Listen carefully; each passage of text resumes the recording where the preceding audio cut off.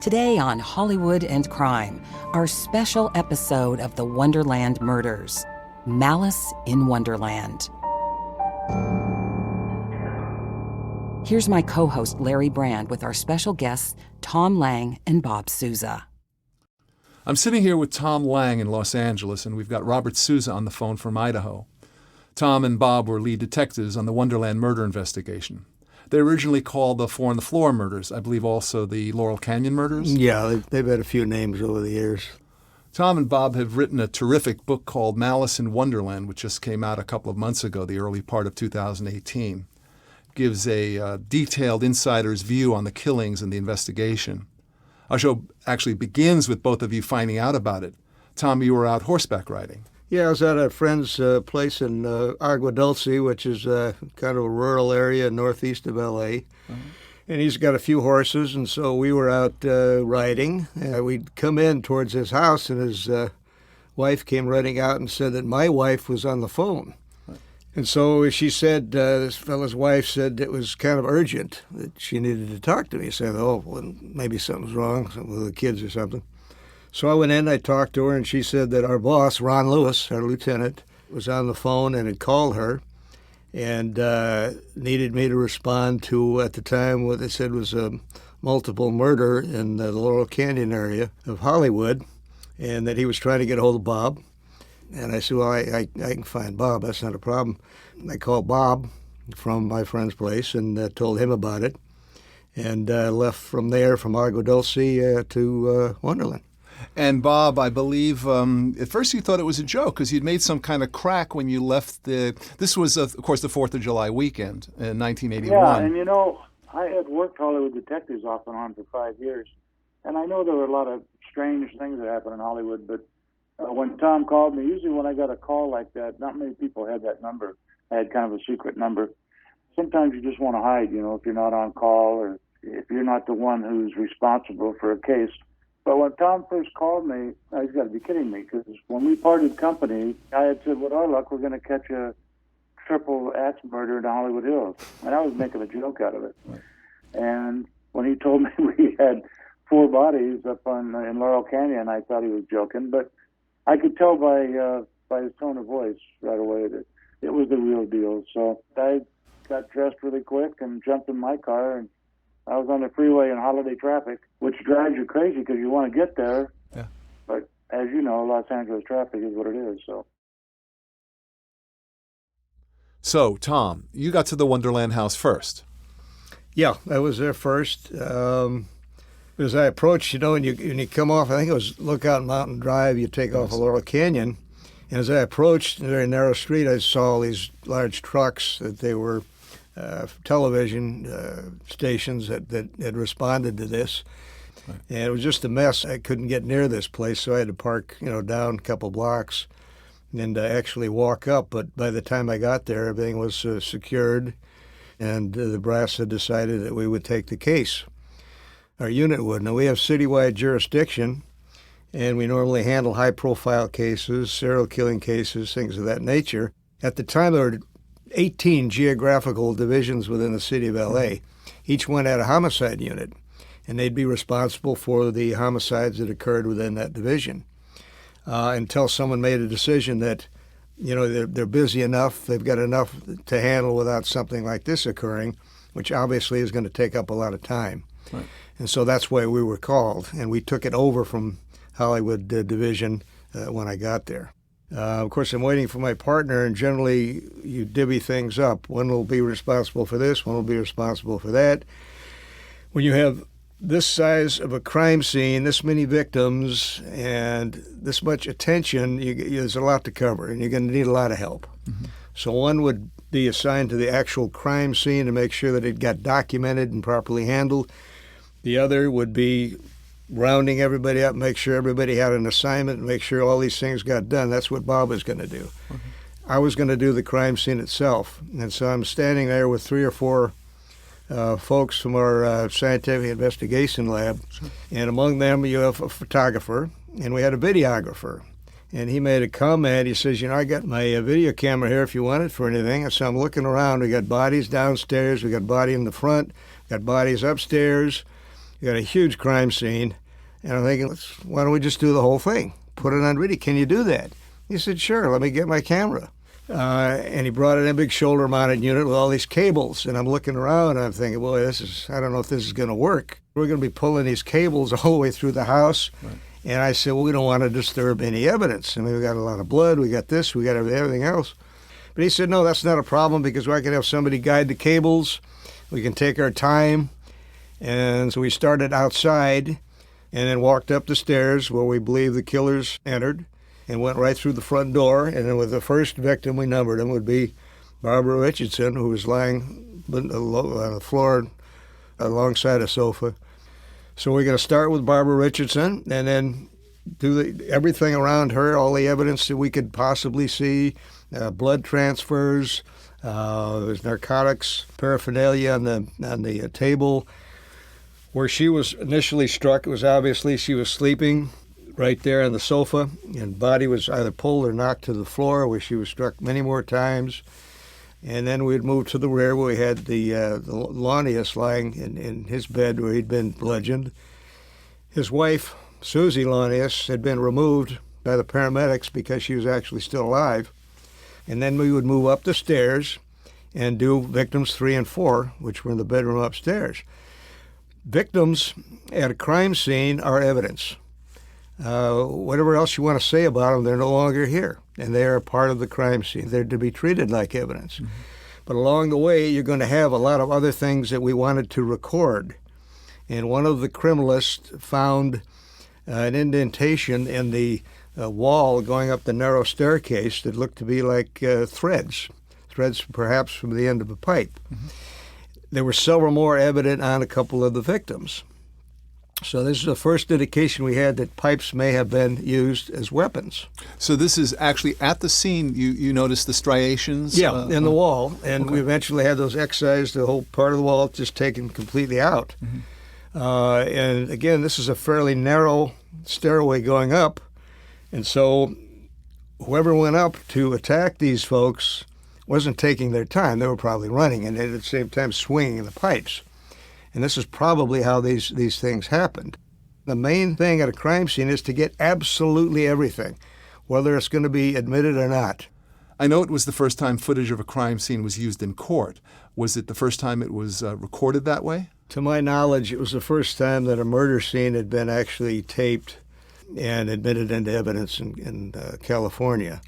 So, Bob, you got there how long after Tom? I think I got there about 45 minutes after Tom, and he had already walked through the crime scene with one of the Hollywood detectives, and so he had a pretty good handle on it by the time I got there.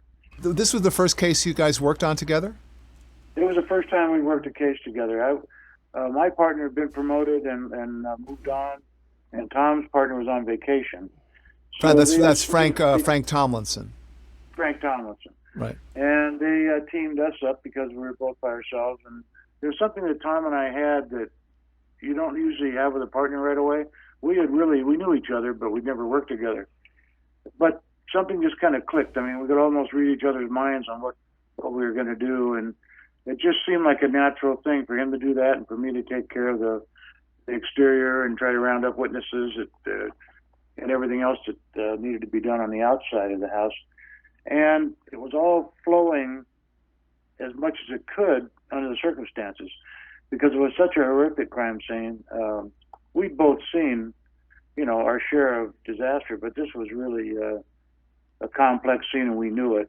It wasn't the type of thing you'd rush through, and that's why we took so much time with it. One of the disturbing things is how the residents were so used to noise and commotion coming from the house. Loud music, yelling, all-night parties.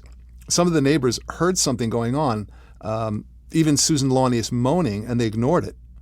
Were you in charge of interviewing the neighbors? We interviewed the immediate neighbors personally, but there was so much action at that house 24 hours a day that the neighbors, I wouldn't call it nonchalant, but they were annoyed because they were bothered so much by the activities at the house. And yes, there were some people that heard Susan moaning, and it's just a miracle that she survived. A part of her skull had somehow fixed in her head in such a manner as to prevent her from bleeding out.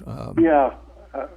The thing is that the neurosurgeon who did the work said that the blows were with such force that it crushed her skull and kept her from bleeding out. She still lost a lot of blood, but enough remained in her body that she survived. And her injuries were probably as bad or worse than the other victims who didn't make it. So she was quite fortunate.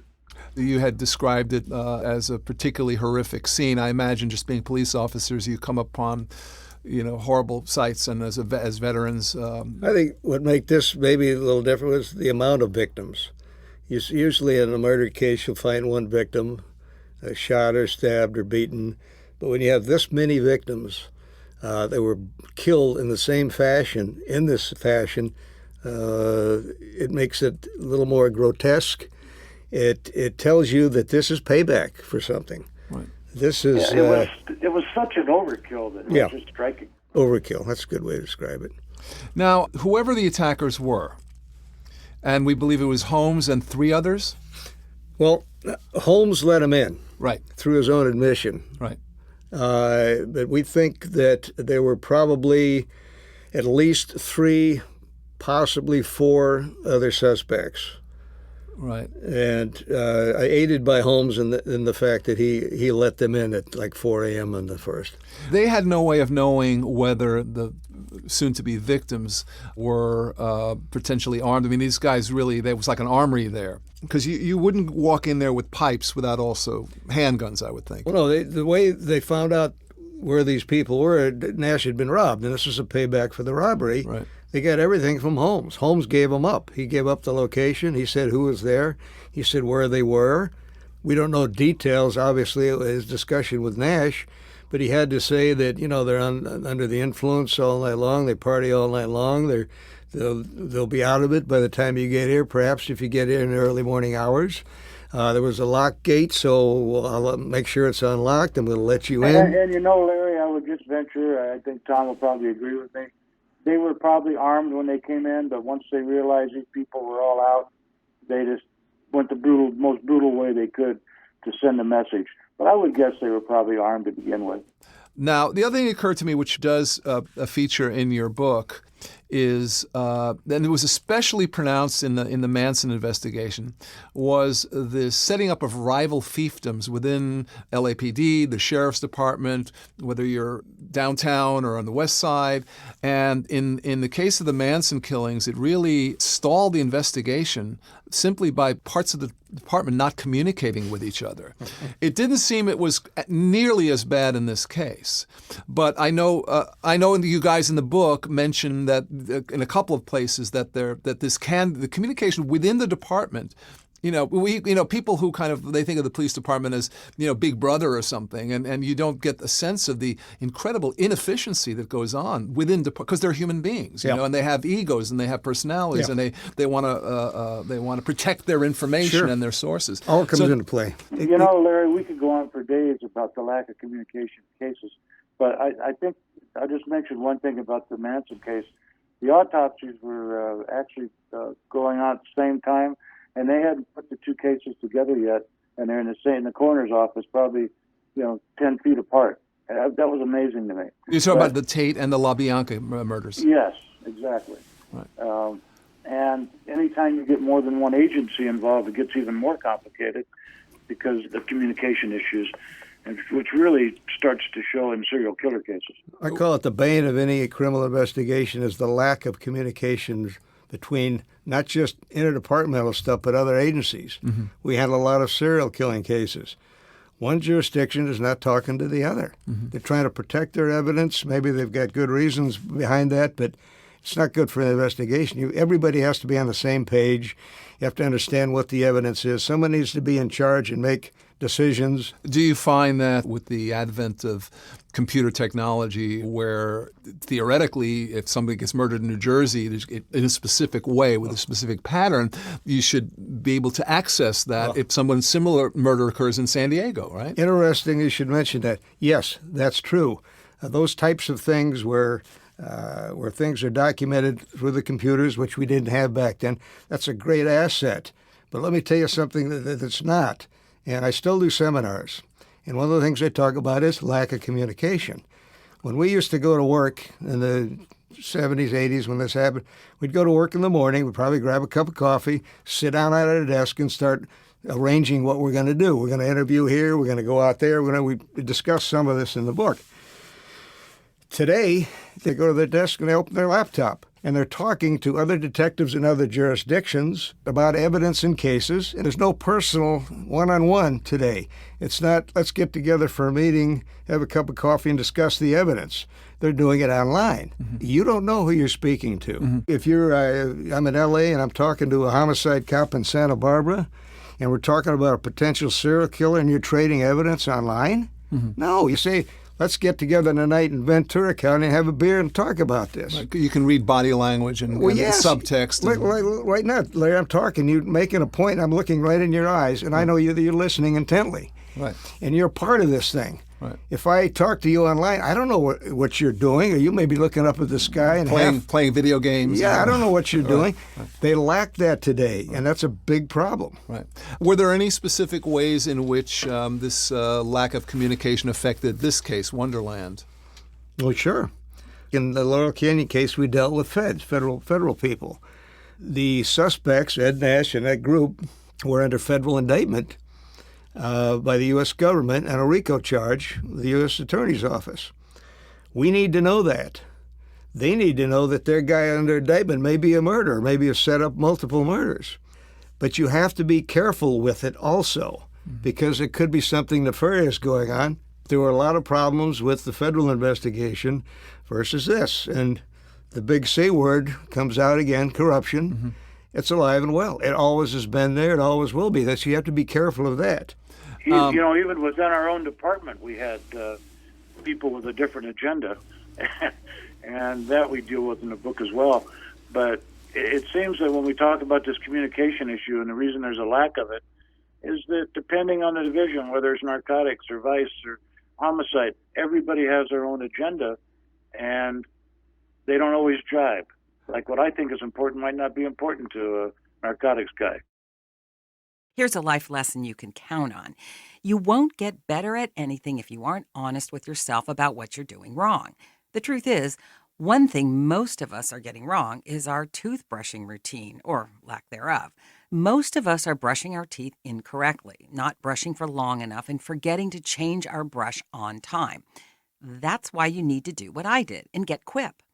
Quip, that's spelled Q-U-I-P, is the sleek new electric toothbrush that's a fraction of the cost of bulkier brushes while still packing just the right amount of vibrations to clean your teeth.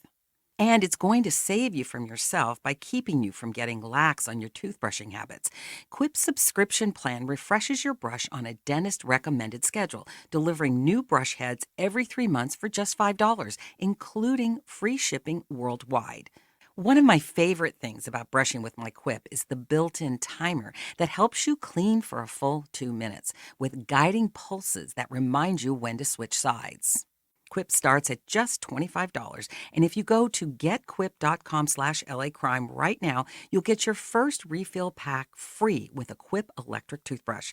That's your first refill pack free at getquip.com/LAcrime, spelled GETQUIP.com/LAcrime. I'm here with Tom Lang and Bob Sousa, lead detectives on the Wonderland murder investigation. So there seemed to have been some kind of conflict between you and Tom Blake. For the audience, Tom Blake was the vice officer who handled John Holmes. Now, was there a certain proprietary interest he seemed to have in his... Well, Tom was a top-notch detective. There's no question about it. He was a professional expert in vice activities, which included pornography. So his priorities were different than ours. I would say less than a conflict. It was more of a we had different attitudes about things. What's more important in your mind, nailing a prostitute on the street or solving a couple of brutal murders? I mean, John Holmes was his snitch, but he's also a murder suspect. Right. through his own admissions. Right. So we had that conflict, and that's a little dicey. So that sometimes you have those problems. Sometimes Well, you had to convince these other divisions that you really had to have priority. And sometimes we'd call the chief in to back us, which no chief is going to turn us down when it comes to a murder case, so. Though Blake did ultimately help you out yeah, in finding Holmes. Yes. So John Holmes quickly becomes your suspect. Much of that was that palm print found on the bed railing, excuse me, above Ron Lanius's head, placed in such a way that someone would be holding onto that bed railing, bracing themselves, perhaps striking down on somebody. It's called circumstantial. We can't prove that. Right. But what strengthens that argument is the fact that Lanius hated Holmes and would never let him in his bedroom, especially with his wife staying with him. Right. He just would not do that. So this would be supporting evidence, albeit circumstantial. The other thing is, what would Nash tell his people that are going over there? He says, I want to put something, Nash was not a dumb man. I'm going to put something on Holmes to make sure that he takes a couple of whacks, inculpate him somehow. Right. So he's not going to roll over. I think in the public mind sometimes the term circumstantial evidence is used almost to denigrate it. I mean, most evidence in most trials is circumstantial evidence. Life is circumstantial, a judge once told an open courtroom that I was in. It's very important. Right. If there's nothing and circumstantial in a case, then you wonder about it. But you take the Holmes argument, I want something to back up the argument. How do you know what he said? Maybe he's lying to us when he made an admission. I let him in knowing what they were going to do. Right. So if you can corroborate that somehow, independently, which would be the circumstantial evidence, it just builds your case up. We have an episode that very much goes into Holmes's experiences at the Biltmore. That's a bad subject, Larry. Well, I got to tell you, just writing it, you get such a sense of frustration because this guy, I mean, one minute he's going to admit to it, then he's not, then he is, and he's not. I mean, and he's sitting there drinking his J&B and he's ordering room service, and he's constantly playing these guys. It's very frustrating. It's frustrating enough to hear about, let alone experience. Well, not only with his wife, but with his girlfriend. They were both in there with him. Right. And this went on. He's ordering this expensive scotch and meals, and he's in the vice presidential suite of the Biltmore. Right. I wish I could tell you the look on Tom's face when we first found out about this. I mean, we were both aghast. I mean, what do you say to that? I'd never seen anything like that in my life. That's again, we talked about communication and the lack thereof, and there's some right there. We were in charge of this investigation. We should be making those decisions. Someone else made that decision. It was the wrong one. Now, the investigation was taken over by John Helvin, who was, in your estimation, a good, solid homicide detective. But he wasn't as conversant with the details as you guys were. Well, not only that, but he wasn't in charge of the investigation. There's different ways. People have different thoughts on how to handle potential suspects. You can interrogate, good cop, bad cop, slam your hand down, threaten people, or you can just take the good guy, bad guy thing where the good guy takes over. And by the way, I was always the good guy in our Bob was a bad guy. Right. But I like being the good guy, and you can do it that way too, depending on the personality of the person you're dealing with. If he's a total sociopath, you're not going to get anywhere. Right. But you don't suck up to this guy and give him the most expensive scotch in the menu and have his wife and his girlfriend join him there at the vice presidential suite, because he's just going to take advantage of you, somebody like a John Holmes. You don't do that. You treat him like anybody else off the street. And John Helvin probably had 10 years' experience on me as far as homicide investigation. And I think that Lewis just felt like he was going to take a more senior guy and put him in there, but it was a bad choice. I mean, we had a handle on the case. We knew where we were going with it, and we weren't even consulted by Helvin before he started talking to John Holmes. That, to me, was ridiculous. You'd think any senior investigator like Helvin just would have known that right off the bat, that you don't pander to this guy. I mean, it seemed they took the kid gloves treatment to an extreme. Well, not only that, but there was also a thing about don't talk to Ed Nash. Okay, here's the guy that probably set this whole thing up. And we wanted to interview Ed Nash. That would probably be an interview which is a lot more lightweight than any kind of an interrogation, because Nash wouldn't have gone anywhere with it. He would have lawyered up. Right. But it was interesting that Nash came to us with a couple of offers, and he would have talked to us. But we were told, do not talk to Ed Nash. Now, this tells me that somebody somewhere is afraid of something. It's our job to try to talk to him. Not through lawyers. If we can get to him first, he had the type of an ego and personality, he probably would have talked to us without a lawyer. Right. But we needed to talk to Ed Nash. We were told, do not talk to Ed Nash. Now, why? There was never any reason given unless it was imagery. Again, police departments are all bureaucracies. They're interested in imagery. The media is going to be all over this. Now, how are we going to look to the media? That's what their concern is first. Our concern is solving the damn murders.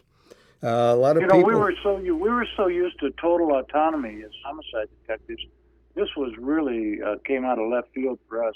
I had never been told who I could talk to and who I couldn't. Now, the sense I get in the book is that you didn't suspect corruption as much as simply kind of cover your ass type politics. From the top, yes. However, in this case, there was also that at a lower level, because Ed Nash was very insulated, and he was insulated by cops. Right. It seems that Greg Dials was almost certainly there. Did you come away with an idea of who the other killers were? Yes. If I remember correctly, one was a member of the so-called Armenian Mafia. Right. And another with connections with the Israeli Mafia. We suspected Dials' brother. Again, there was never any evidence of that. There was actually no solid evidence of Greg Dials. There was circumstantial evidence there. Right.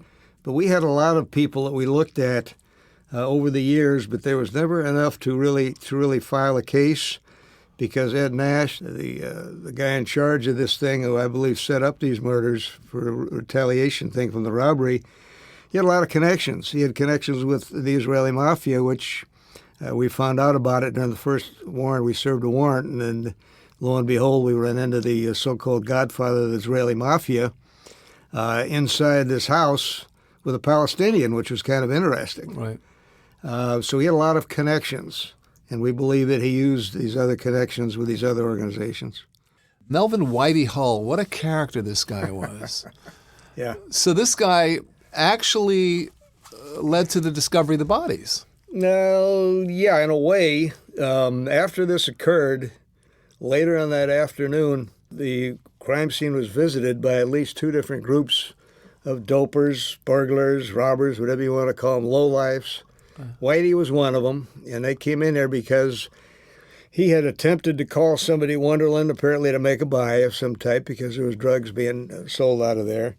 And nobody was answering at Wonderland, which was unusual, so he showed up with a couple of his guys, and they found the front door ajar, and they went in and they found the bodies. And so what would Whitey do? Call the police, right? No. They helped themselves to everything else that was there. They went through the place, probably took drugs, weapons, money, whatever else they could find, and stepped right over Susie. Whitey heard her moaning. She was still alive. But he felt that later he told us, well, she's going to be dead anyway. So they just helped themselves to everything they could, and they took off. And on their way out, somebody yelled across at some movers and said, hey, there's some dead bodies in there. Susan Lawney has suffered horrible injuries. Bob, you spent a fair amount of time with her because you were protecting her while she was a witness. One of us had to stay close to her because we were we were following her progress as she recovered. There's a story you relate in the book about a plane ride you took together. Oh, yeah. When I was on the plane with Susie, she had to wear a helmet, and I let her take it off on the plane. And she started touching the top of her head and making these comments about, oh, that tastes like chocolate. Oh, that's a strange feeling. So she started making all these comments to me, and it was really creepy. So I made her put her helmet back on because it was kind of freaking me out, and I was afraid she'd do some damage because all there was a flap of skin there. There was no skull, between her brain and her finger. Now, one of your main witnesses turned out to be Wonderland gang member David Lind. Lind had lived most of his life on the other side of the law, but he wound up doing the right thing in the end. Well, here's another case where communication meant a lot. David Lind's a badass biker, doper. He was 40 years old at the time, had spent more of his adult life in prison than out of it. Hated cops, all sorts of terrible things he was arrested for. But we found a connection, and the connection was Bob. They were both from Sacramento. So right away, Bob has got something in common with David, and he uses it. So they start talking about Sacramento. They actually knew people growing up, the same people, who a couple of them were marijuana dealers at the time. They've got something in common. From that first meeting on, he was like one of us. I think the scene with you guys, with him popping pills and throwing pills on the table, I mean, that's really extraordinary. Well, we did things a little differently. I've gotten a lot of comments about that. Tom and I never said we were conventional in our tactics, and to us it felt right. He was talking, let him go. You know, a lot of detectives, you can always spot a new detective or somebody without much experience. They talk too much. They talk over him. Let him talk. Let him go. But he had a pocket full of drugs, and he wanted to take drugs.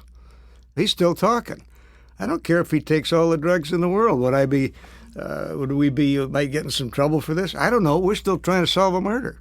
Right. Did they do that today? They wouldn't dare. Right. They wouldn't dare. Now, Bob, you flew to Oregon to speak with Dawn Schiller's family. Yes, and we had information that Holmes could be there or was there. And you went with Frank Tomlinson, who was Tom's regular partner, correct? Oh, yeah. This flight was one of those puddle jumpers, you know, those 18-passenger that we took from Portland to Pendleton, Oregon. Uh-huh. And we flew over the Cascades in a snowstorm. And that plane was dropping 200 or 300 feet at a time. And there's no door on the cockpit in those planes. At least this one didn't have doors. And I could see the pilot and the co-pilot were both fighting this plane to keep it in flight. Everybody on the plane was scared to death except Frank. And Frank sat there with his Bible. He could see I was unnerved. I looked at Frank, and here's Frank as calm as a cucumber reading the Bible. And I said, Frank, what are you doing? He says, Bob, we're in God's hands. You don't have to worry. And I said, well, I haven't talked to God in a long time, Frank, so I don't know.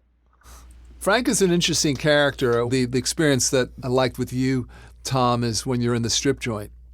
Oh, in Miami. Yeah, how did Frank handle going into a strip joint? Well, we were looking for a witness, and actually someone who would tie us in to perhaps, because we were looking for John Holmes at the time. We wanted him for the murder. So information led us to the Miami area, and I would drink on occasion, but Frank is a non-drinker. And Frank and I went inside to see if we could find our witness, who just happened to be a stripper. And we were looking for her to go on. It was completely nude dancing. And there were no holds barred back then at 3 a.m.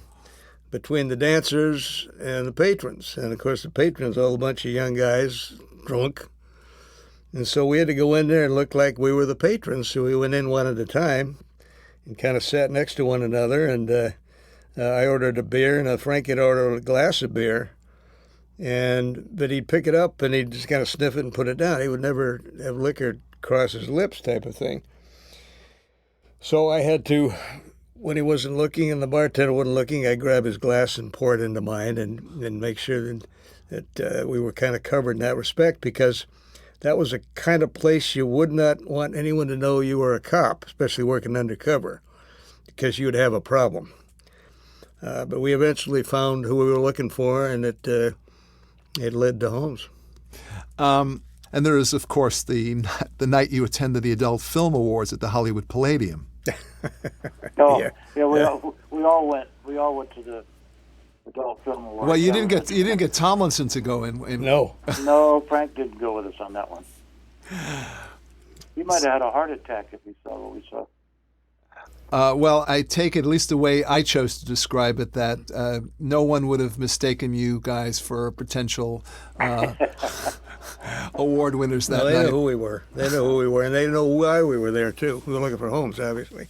Right. What was the issue with Frank and the Bible and John Holmes? Well, Frank, when we came back from Miami, and it was obvious that at the time that Frank would be talking to him and interviewing him, because on the plane, again, Frank was reading his Bible, and Holmes saw this and used that to say, to talk about the Bible. And he asked if Frank could get him a Bible, and Frank said he would. So that'd be good person to interview him. But you cannot do these things under the guise of religion or getting an admission of some type over the Holy Bible might be a problem. We went against policy. Bob and I disagreed with this, by the way, but our lieutenant made a decision that Frank and Frank alone would interview Holmes in the captain's office by himself with the Bible, no recording, no nothing. You don't do that. Because if you get anything, you're going to have a problem with it. The defense is going to use that, and they could use it to hit you right over the head. If you get a confession or an admission, which is a little less than a confession, and you're praying over a Bible or just have a Bible amongst you, there's going to be problems. And the DA went nuts when he found out that this is what happened. Now, Frank did get a very valuable admission, and that admission was that from John Holmes that he let the killers in. That was very important. But this was now on the line because of how it was obtained. So there was a problem with that. Did the defense try to make an issue of it, or? I recall there was some sidebar stuff. There was nothing that didn't get attacked to the extent we thought it might. Holmes had already admitted that he'd let them in. This is the first time he admitted that he knew what they were going to do. Yeah. Okay. Which was very important. Believe it or not, LA does have seasons. Well, sort of. We get beautiful weather year-round, of course, and it is so beautiful today. But summer is still distinctly summer here. It's hotter, and everyone is living life out in the sunshine even more than usual. But when your summer to-do list is all barbecues and outdoor bars, it's hard to eat well. That's why I love Daily Harvest. It's a subscription service that makes healthy eating easy and requires basically no effort. Daily Harvest delivers perfectly portioned cups of frozen organic fruits and vegetables directly to your door. It all stays fresh in the freezer until you're ready to eat and takes just one step to prepare. All you have to do is add water or your favorite milk to the cup and blend, heat, or soak. It's that easy. I've been enjoying Daily Harvest smoothies lately. They're so great. They're an easy way to guarantee a healthy breakfast or snack. Even better, they're made to be taken to go. All you have to do is go to daily-harvest.com and enter promo code LACrime, and you'll get 3 items free in your first box. That's promo code LACrime for 3 free Daily Harvest cups at daily-harvest.com. One more time, that's daily-harvest.com, promo code LACrime. Back with Tom Lang and Bob Sousa, lead detectives on the Wonderland murder investigation. Talk about just the general problem that a lot of proceedings have. It's not unusual to have witnesses that are unsavory when you're dealing with characters like a David Lind and a Tracy McCourt. And in this particular case, we were working with a district attorney, a very good district attorney, named Ron Cohen, who happens to be a Superior Court judge now.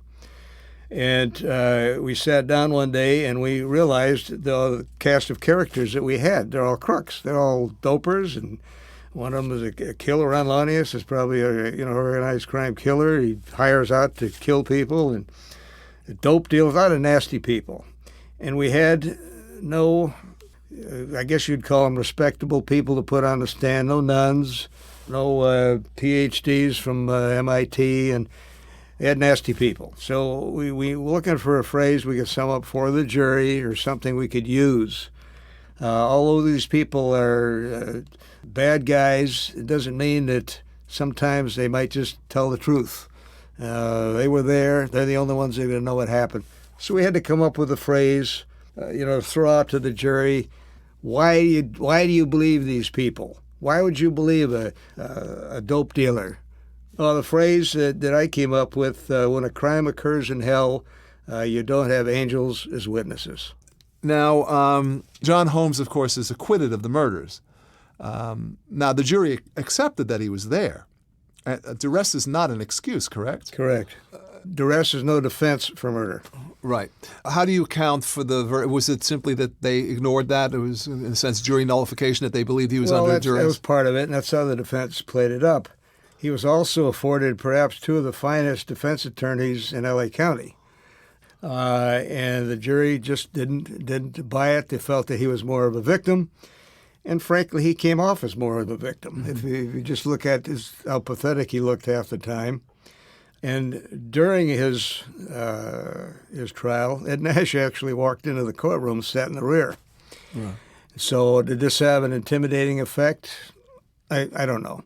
But they found that there was a reasonable doubt in their minds. Technically, to this day, he's guilty of murder according to the way the statute is written. If you allow these killers into the house with full knowledge with what they're going to do, you are culpable for that crime. Right. But that guilty people don't always get convicted. Well, yeah. Right. Although sometimes they wind up doing time for another crime in Las Vegas. Sometimes that happens. So the two Eddie Nash trials. The first one is hung 11-1 for conviction. Nash later pled guilty to jury tampering in that case. Now, to what do you attribute the dramatically different outcome of the second trial, where there appeared to be no tampering, where Eddie Nash is acquitted? Let's just say that it appears to be no tampering. Okay, if you want to say that, that's fine. How does that work? How do you go 11-1 for guilt and then 12-0 for innocence? Same evidence, same lawyers, same prosecutor, same suspects, same witnesses, same evidence. Nothing changes. How does that happen? I don't know. Fair enough answer. I mean, you dealt with this guy, with Holmes. What was your personal experience with him like? What was your personal take beyond just the facts of the matter? He's very untrustworthy, speaks out of both sides of his mouth, borders on sociopathic, selfish, not the type of guy that I would certainly befriend. A lowlife, put it simply. Okay. Bob? He just struck me as a smarmy. There's something about him that just was wrong from when I first met him, and it always struck me. I'm pretty good at reading people, and he just struck me as somebody that you'd never want to trust or bring into your group of friends. You know, that's just how he struck me. The relationship between John and Sharon, I mean, Sharon comes off as this kind of prim, Midwestern, school marmish kind of woman. Exactly. I mean, did you ever get a sense of how in the world did these two people wind up together? Well, she's almost a mother figure to John. When things went sideways, he'd show up in Glendale at Sharon's. She covered for him to some extent. I mean, when we initially talked to her, it would have been helpful if she would have told us that when she saw him right after the murders, he had blood all over him. I mean, that was one of those other little circumstantial things that would have helped build a case against him. But she wasn't around to testify to that. She wouldn't tell us about that until later. Right. And that's obviously is very important. She drew a warm bath for him and everything else. She's blood all over. I mean, it'd be nice to know. Yeah. But she held off on doing that. So she was like a mother figure in a lot of ways, I think. What's your gut feeling on whether he actually wielded the weapon? I'm going to say more yes than no, and because of the palm print, and because of the way Alanius saw him, absolutely despised him and humiliated him, and would never allow him in his room. Especially, why would he get that close? In order to get to that bed, that's the other thing. The bed is up against a wall, and there's a divider wall between the door coming in, and there's a nightstand there.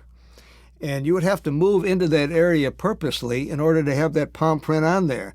And the location, of course, again, was the left palm print, which would be the one that you'd use to steady yourself.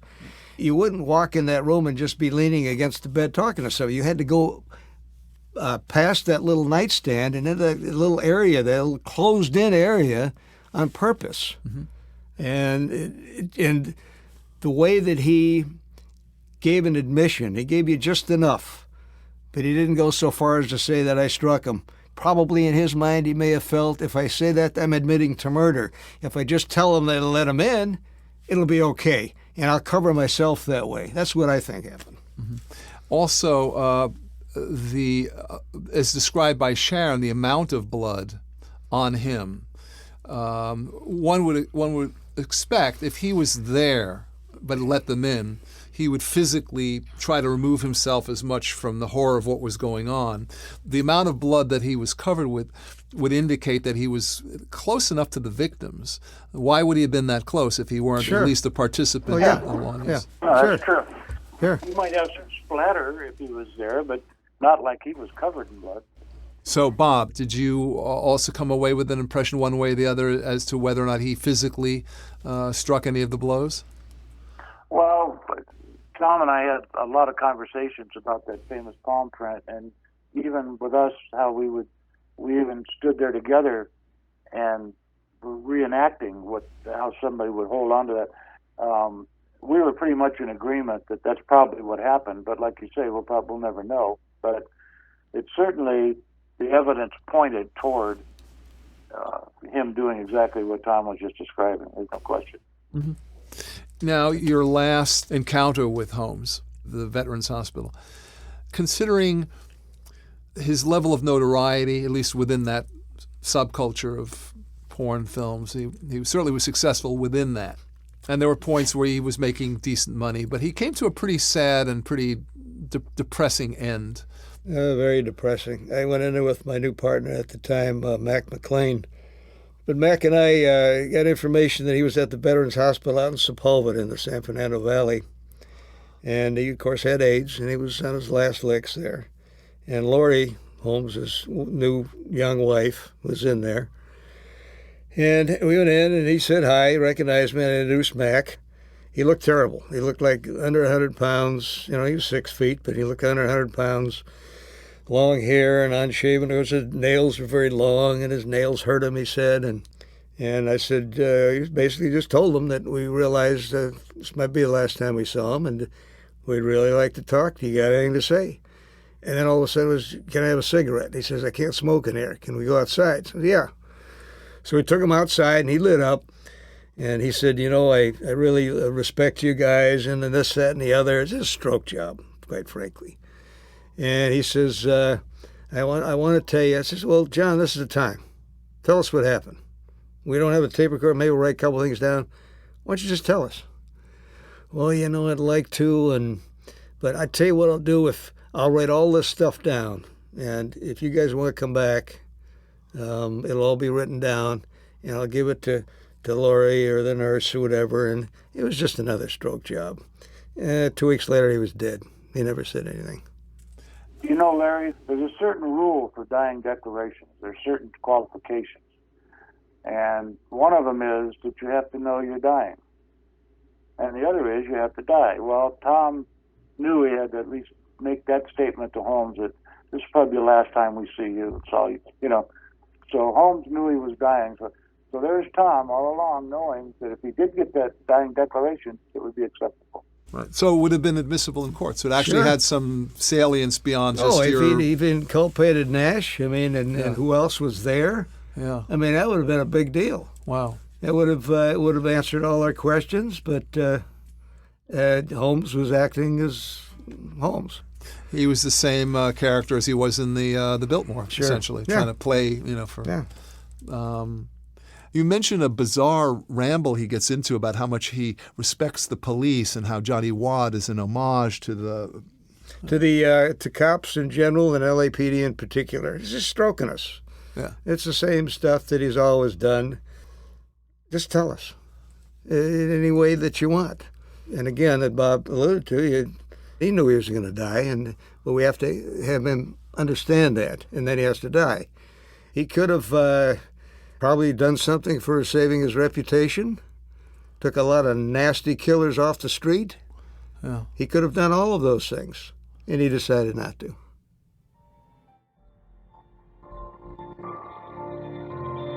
This has been a special episode of the Wonderland Murders by Hollywood and Crime. Thanks for listening, and be sure to check out Tom Lang and Bob Sousa's book, Malice in Wonderland, available on Amazon.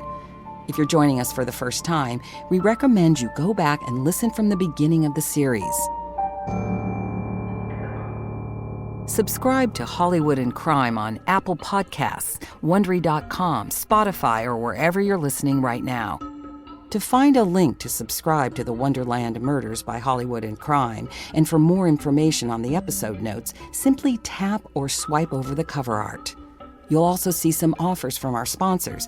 Please support our show by supporting them. If you like what you've heard, we'd love you to give us a 5-star rating and review us. And be sure to tell your friends and fans of true crime. We're counting on you to help us spread the word. If you'd like to hear more of the Wonderland Murders by Hollywood and Crime and other Wondery shows, in addition to extra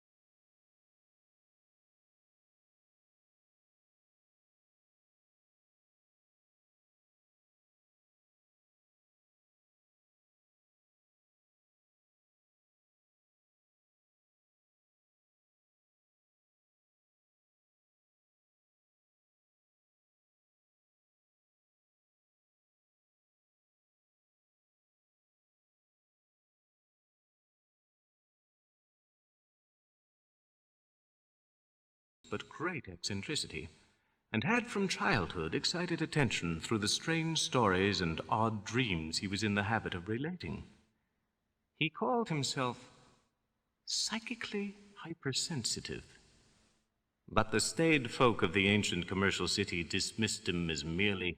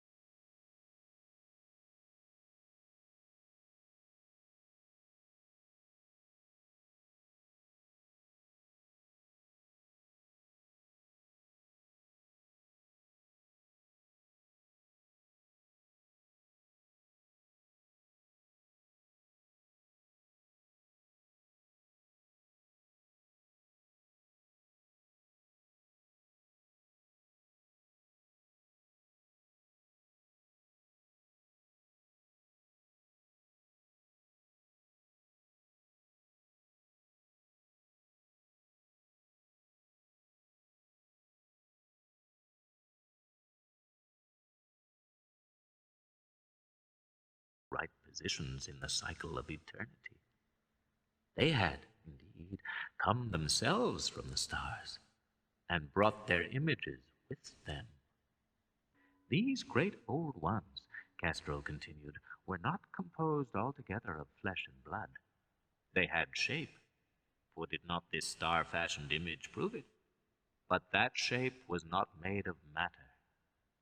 When the stars were right, they could plunge from world to world through the sky. But when the stars were wrong, they could not live. But although they no longer lived, they would never really die.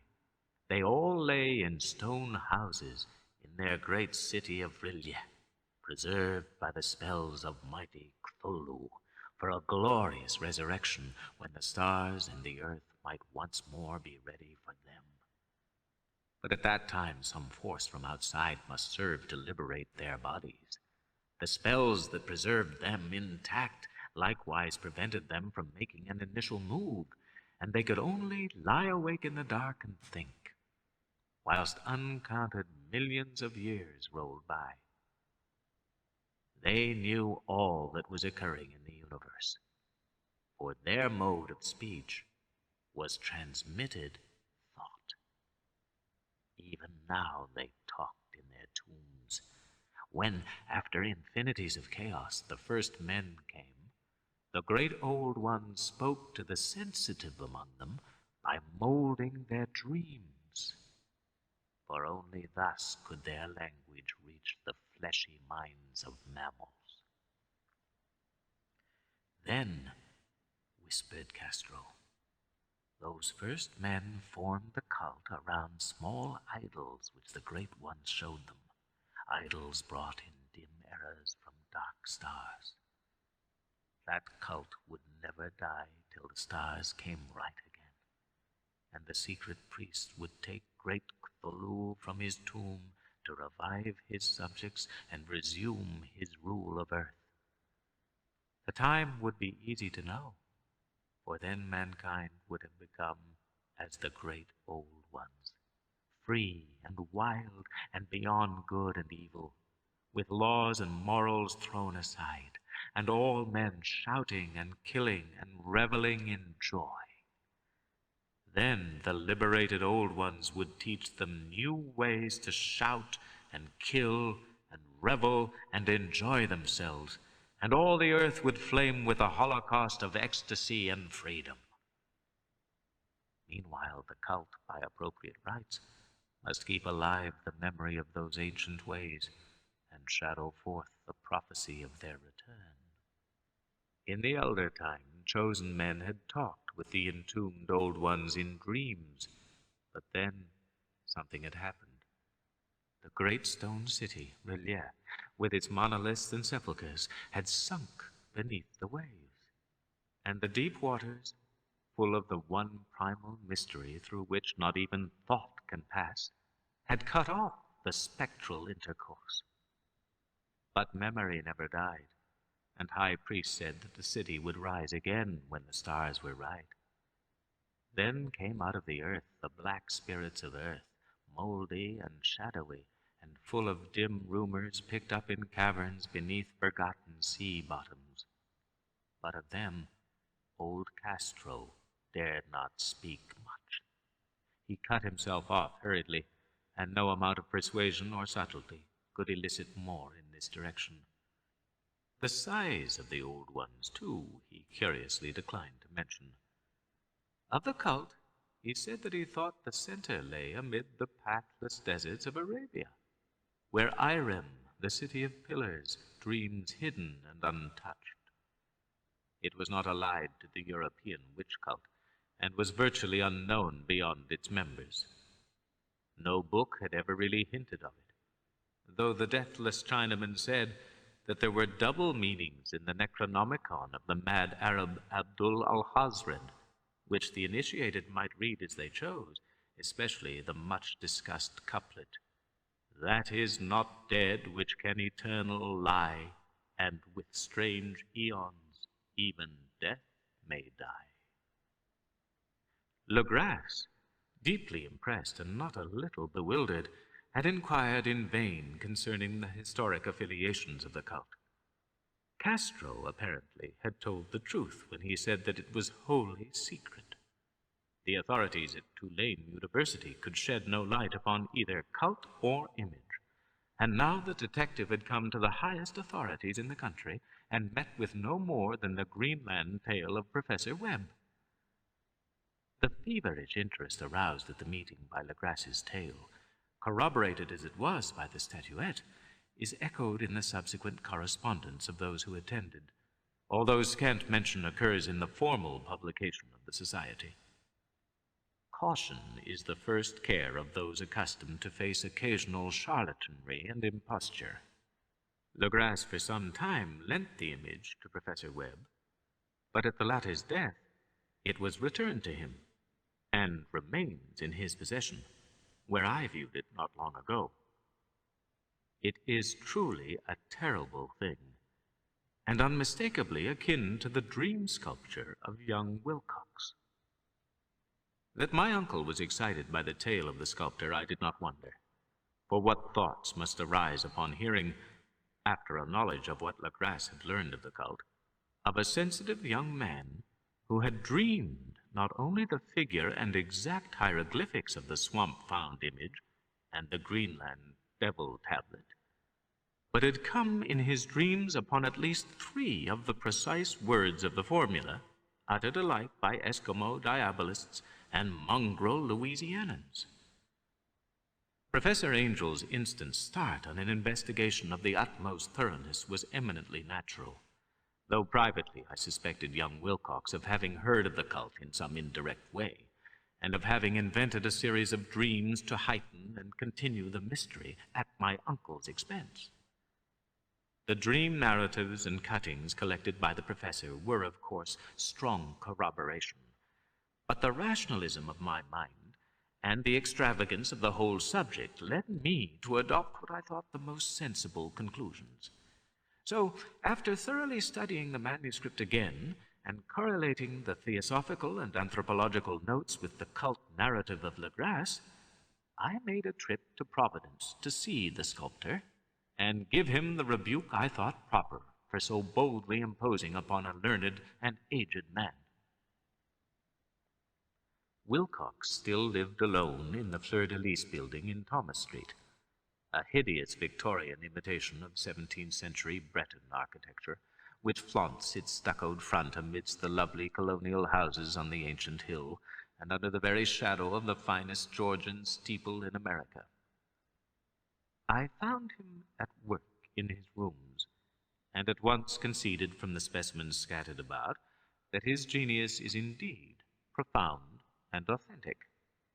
He will, I believe, be heard from some time as one of the great decadents, for he has crystallized in clay and will one day mirror in marble those nightmares and fantasies which Arthur Machen evokes in prose and Clark Ashton Smith makes visible in verse and in painting. Dark, frail, and somewhat unkempt in aspect, he turned languidly at my knock and asked me my business without rising. When I told him who I was, he displayed some interest, for my uncle had excited his curiosity in probing his strange dreams, yet had never explained the reason for the study.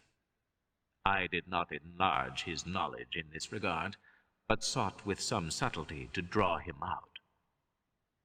In a short time I became convinced of his absolute sincerity, for he spoke of the dreams in a manner none could mistake.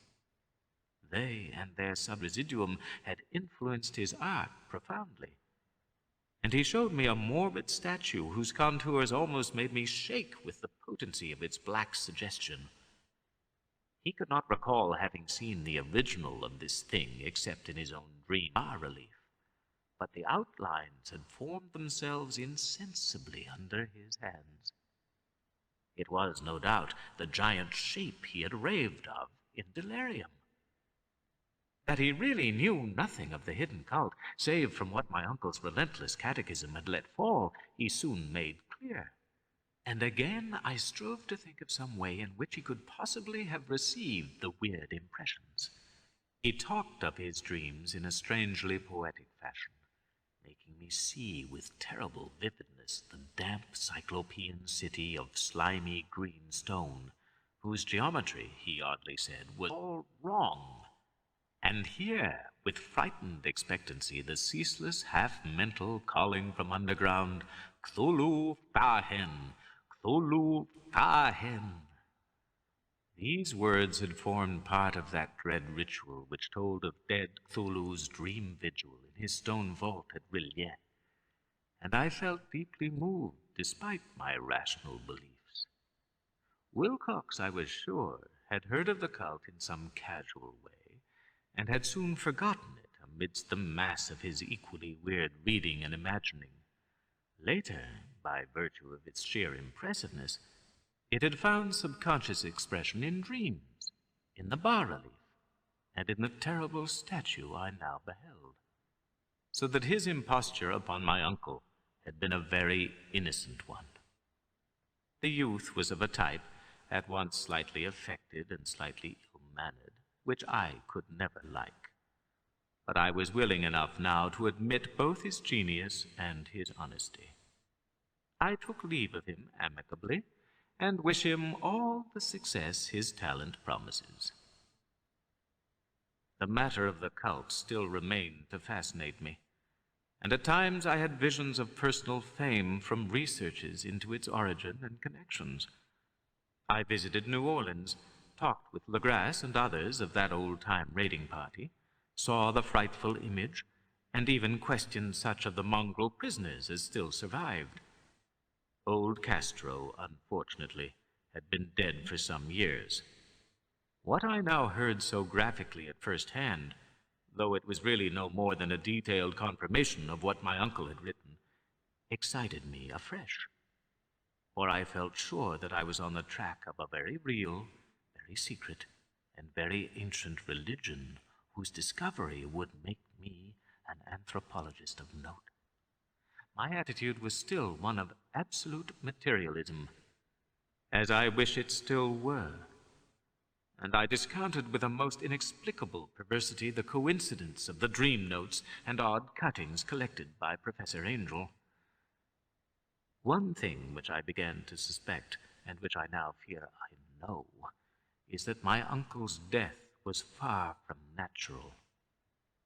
He fell on a narrow hill street leading up from an ancient waterfront swarming with foreign mongrels after a careless push from a Negro sailor.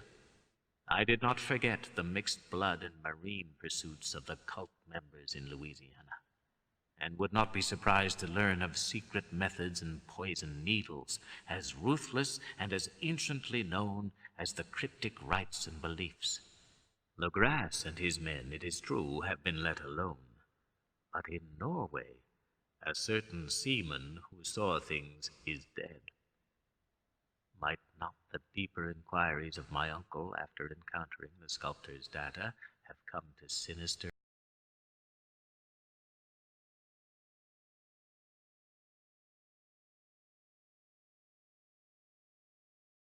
too much? Whether I shall go as he did remains to be seen, for I have learned much now.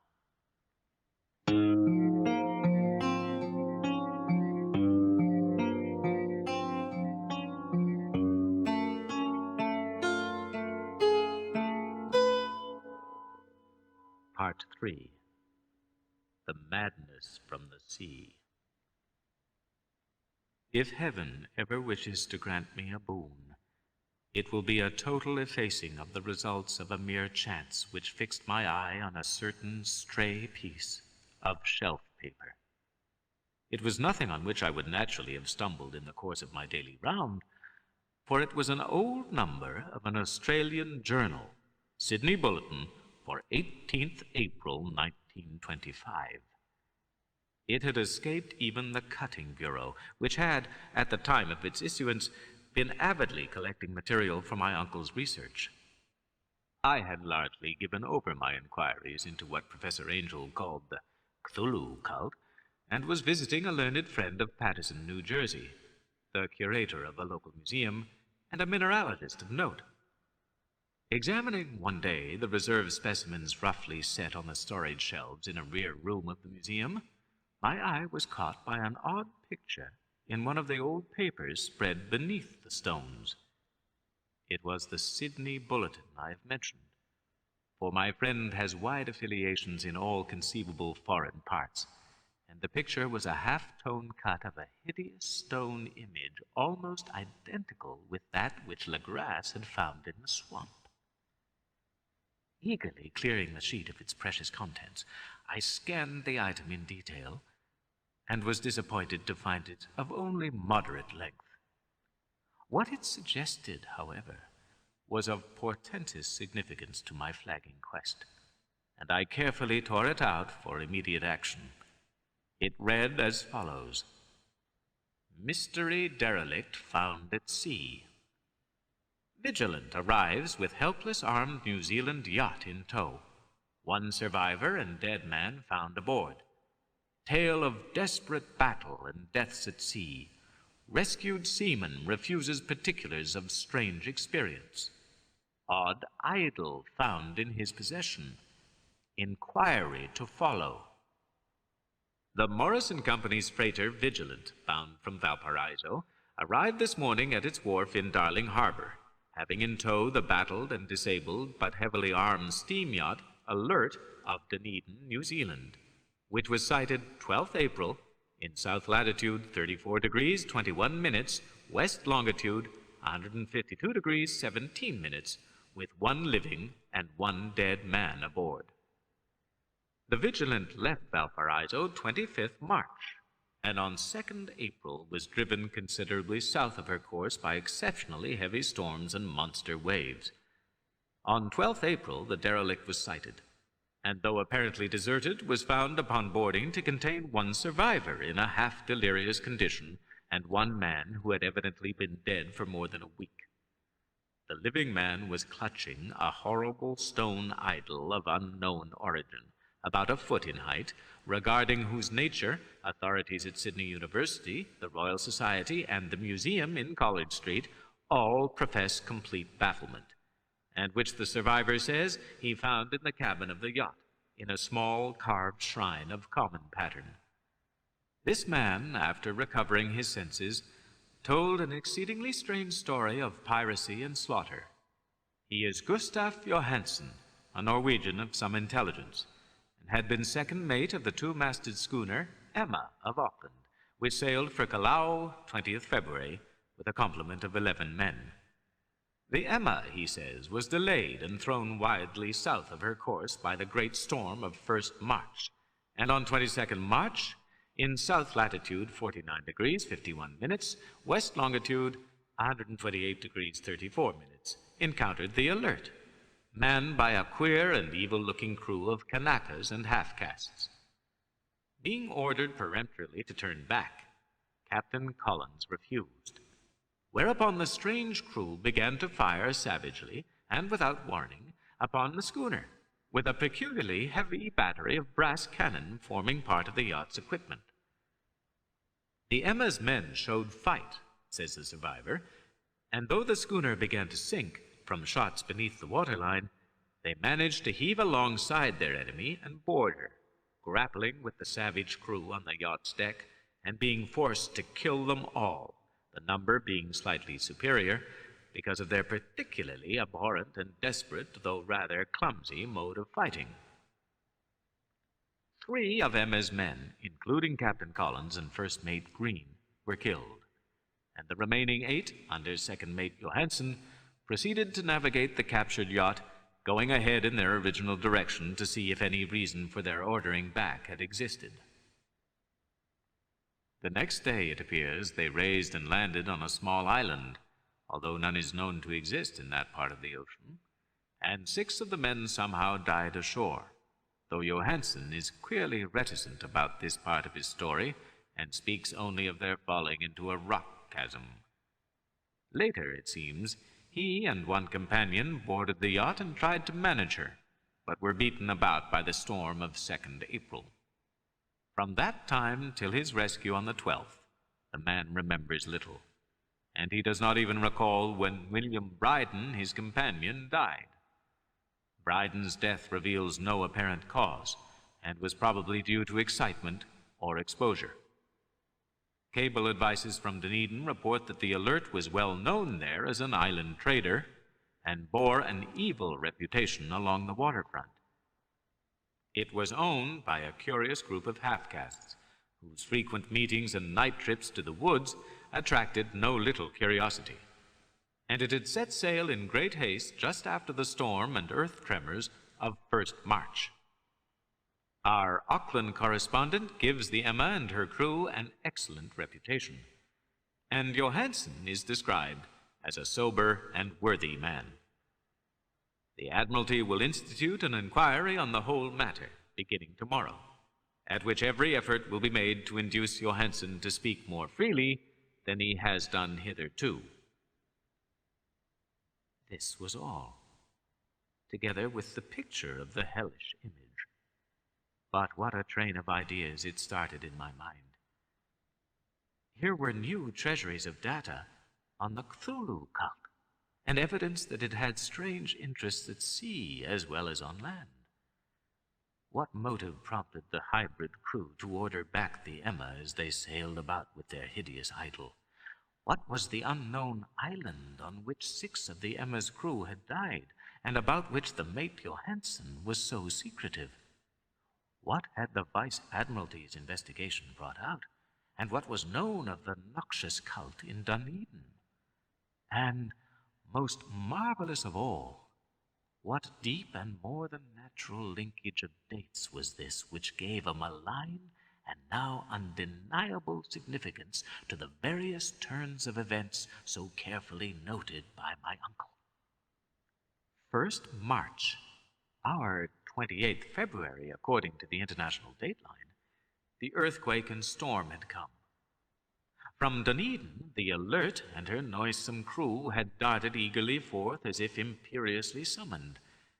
And on the other side of the earth, poets and artists had begun to dream of a strange, dank, cyclopean city, whilst a young sculptor had molded in his sleep the form of the dreaded Cthulhu. 23rd March, the crew of the Emma landed on an unknown island and left 6 men dead. And on that date, the dreams of sensitive men assumed a heightened vividness and darkened with dread of a giant monster's malign pursuit, whilst an architect had gone mad and a sculptor had lapsed suddenly into delirium. And what of this storm of 2nd April, the date on which all dreams of the dank city ceased, and Wilcox emerged unharmed from the bondage of strange fever?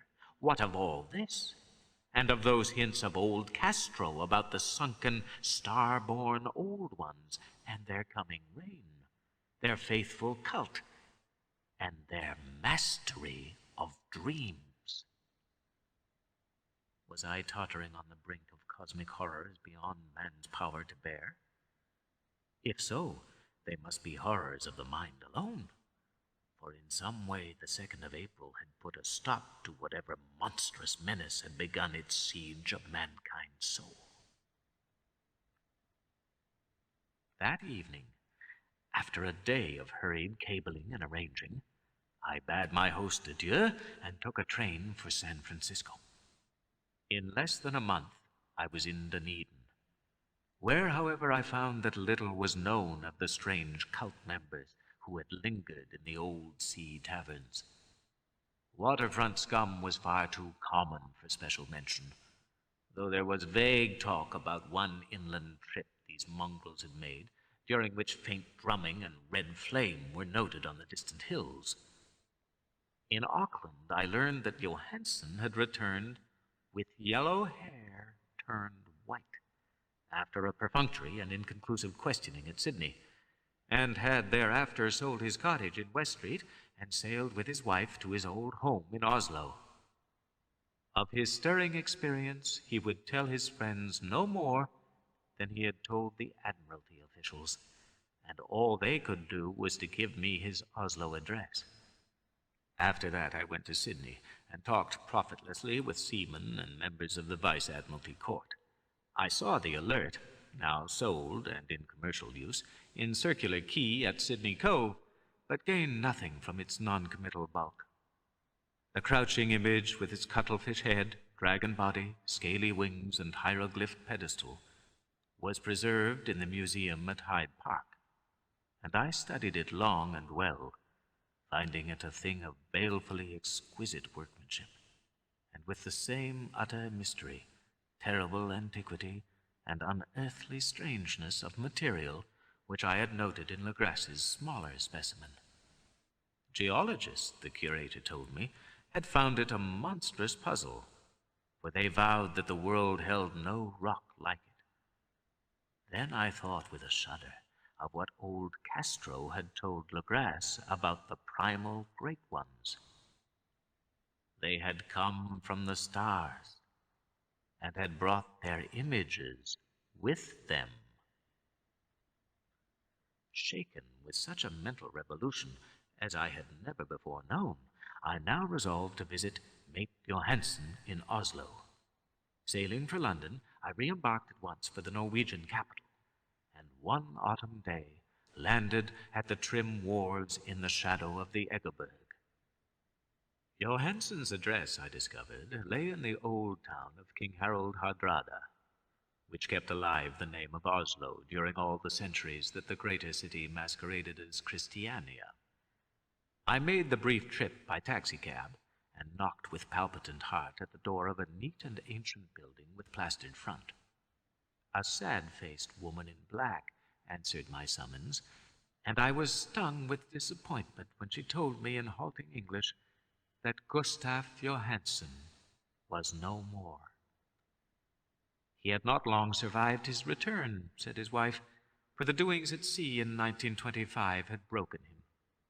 He had told her no more than he had told the public, but he had left a long manuscript of technical matters, as he said, written in English, evidently in order to safeguard her from the peril of casual perusal. During a walk through a narrow lane near the Gothenburg dock, a bundle of papers falling from an attic window had knocked him down. Two Lascar sailors at once helped him to his feet, but before the ambulance could reach him, he was dead. Physicians found no adequate cause for the end and laid it to heart trouble and a weakened constitution. I now felt, gnawing at my vitals, that dark terror which will never leave me till I, too, am at rest, accidentally or otherwise.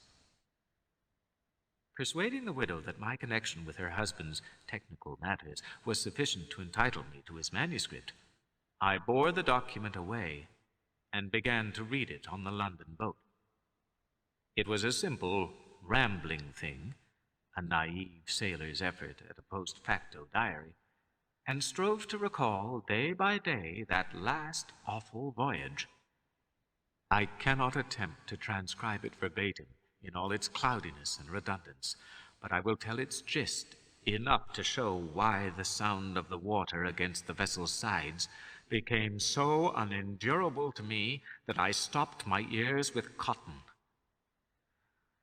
Johansen, thank God, did not know quite all, even though he saw the city and the thing.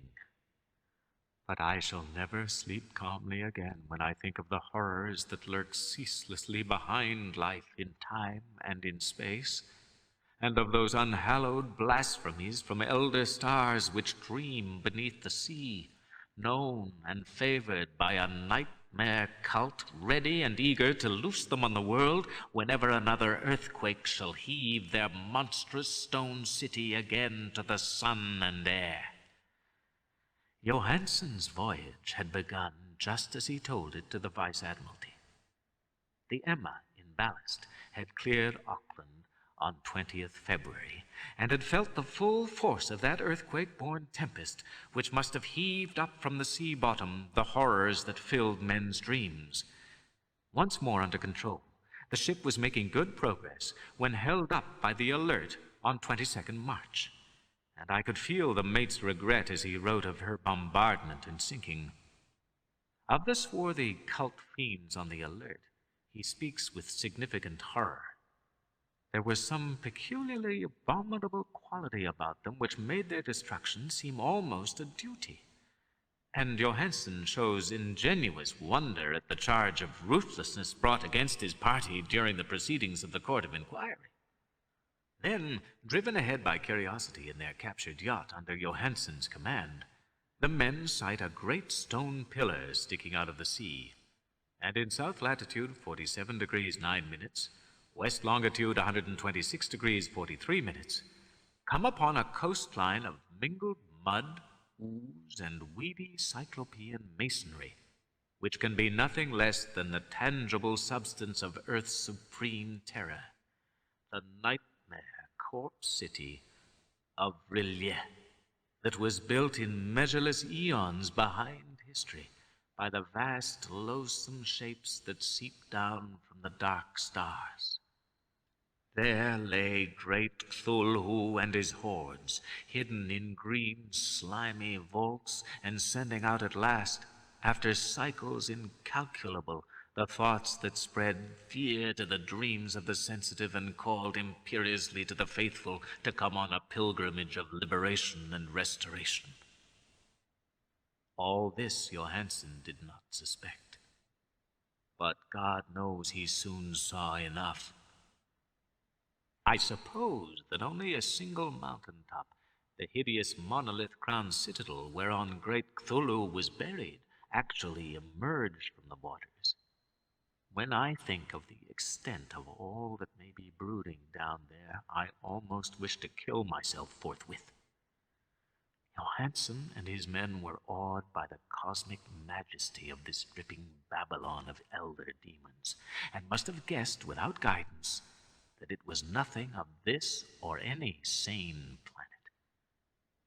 Awe at the unbelievable size of the greenish stone blocks, at the dizzying height of the great carven monolith, and at the stupefying identity of the colossal statues and bas-reliefs with the queer image found in the shrine on the alert, is poignantly visible in every line of the mate's frightened description.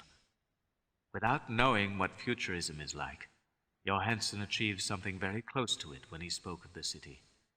For instead of describing any definite structure or building, he dwells only on the broad impressions of vast angles and stone surfaces, surfaces too great to belong to anything right or proper for this earth, and impious with horrible images and hieroglyphs.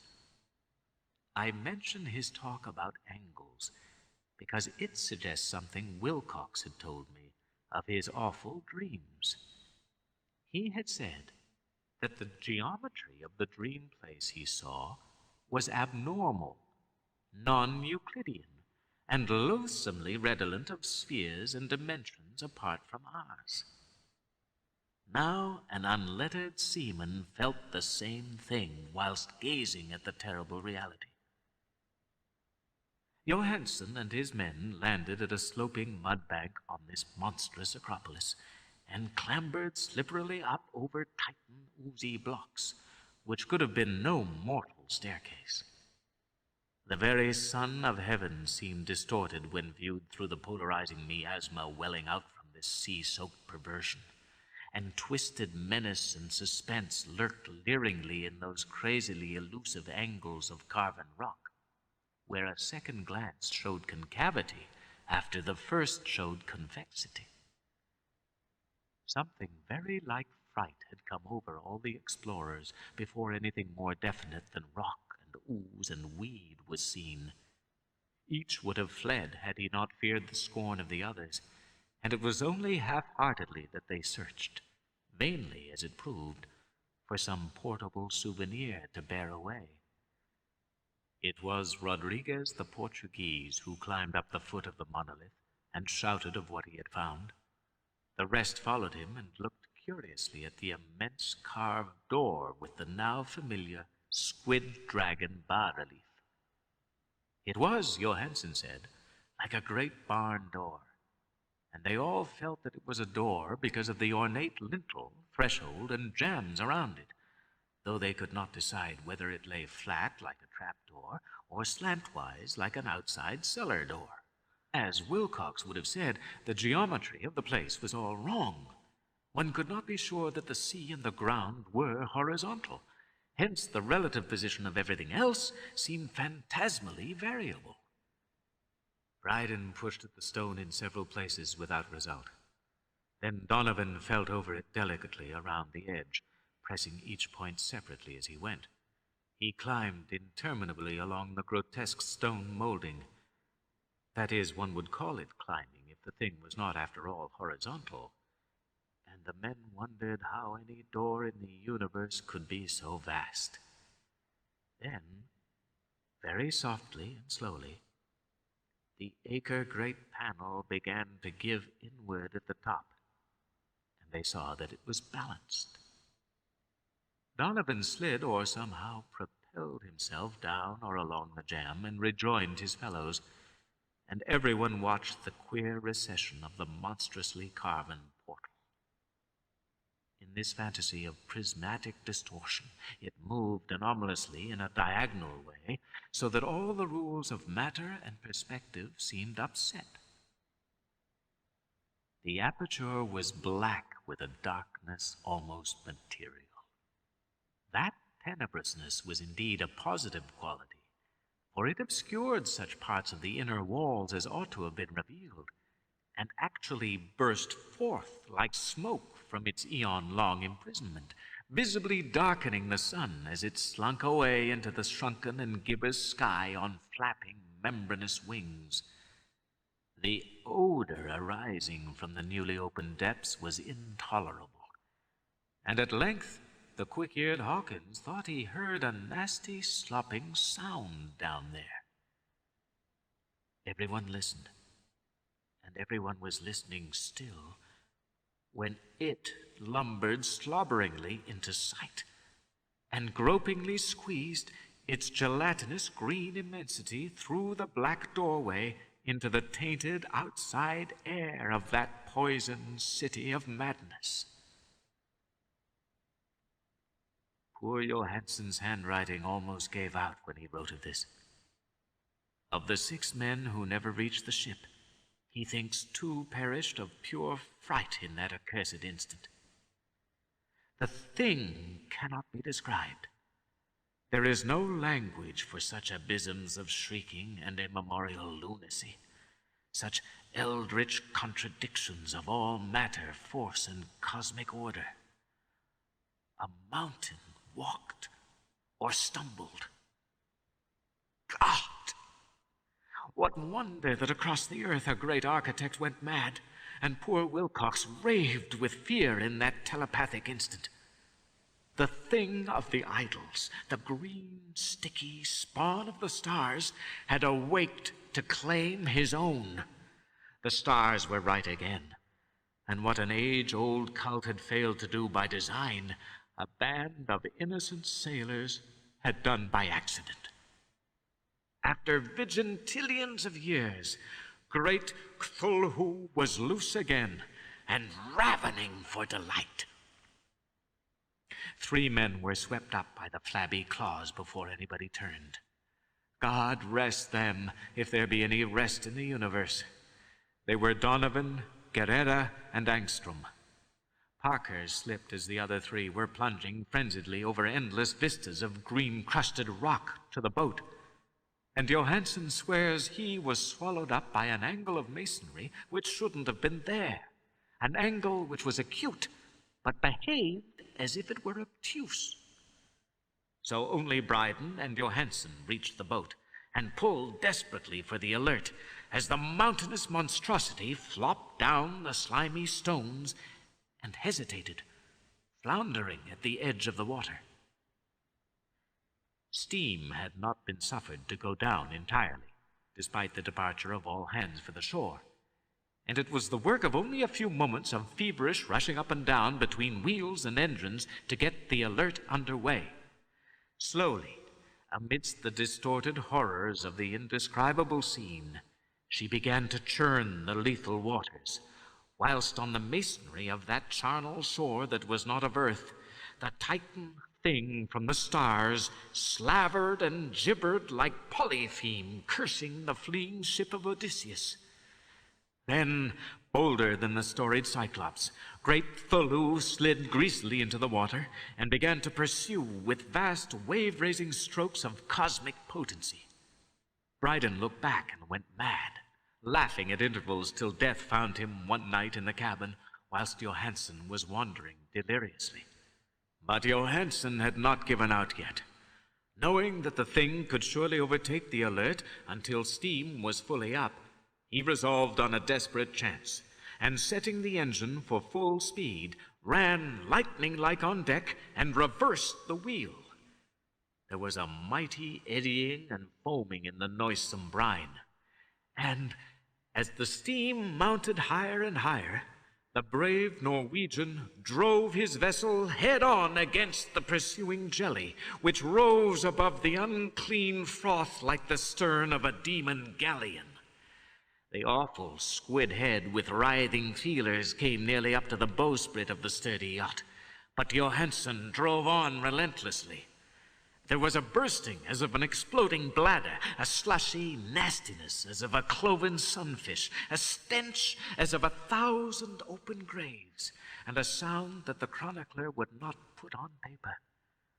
For an instant the ship was befouled by an acrid and blinding green cloud, and then there was only a venomous seething astern, where, God in heaven, the scattered plasticity of that nameless sky spawn was nebulously recombining in its hateful original form, whilst its distance widened every second as the Alert gained impetus from its mounting steam.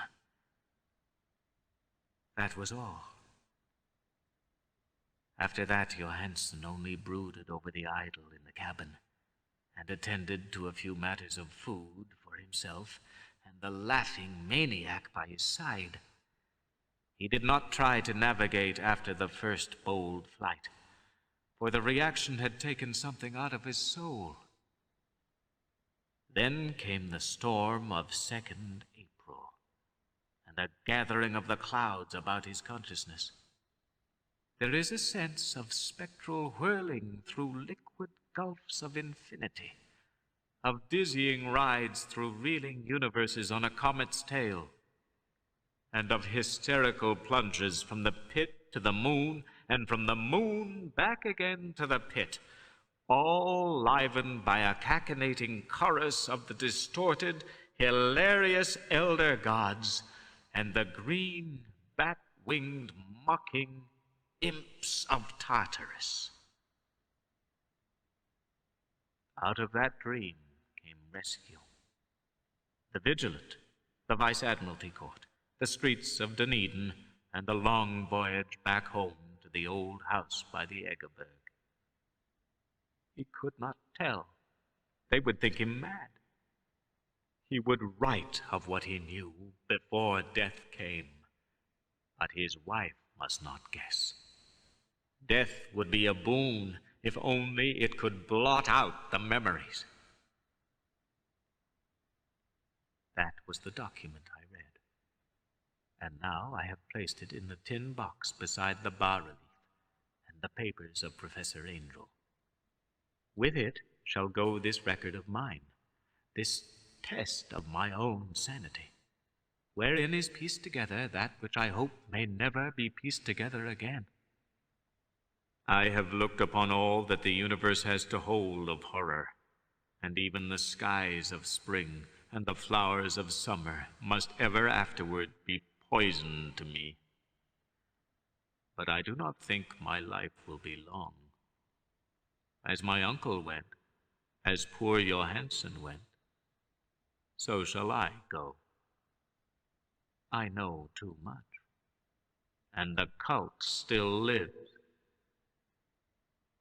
Cthulhu still lives too, I suppose, again in that chasm of stone which has shielded him since the sun was young.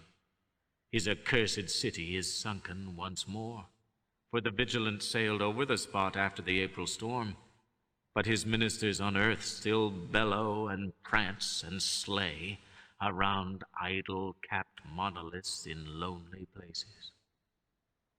He must have been trapped by the sinking whilst within his black abyss, or else the world would by now be screaming with fright and frenzy. Who knows the end? What has risen may sink, and what has sunk may rise. Loathsomeness waits and dreams in the deep, and decay spreads over the tottering cities of men.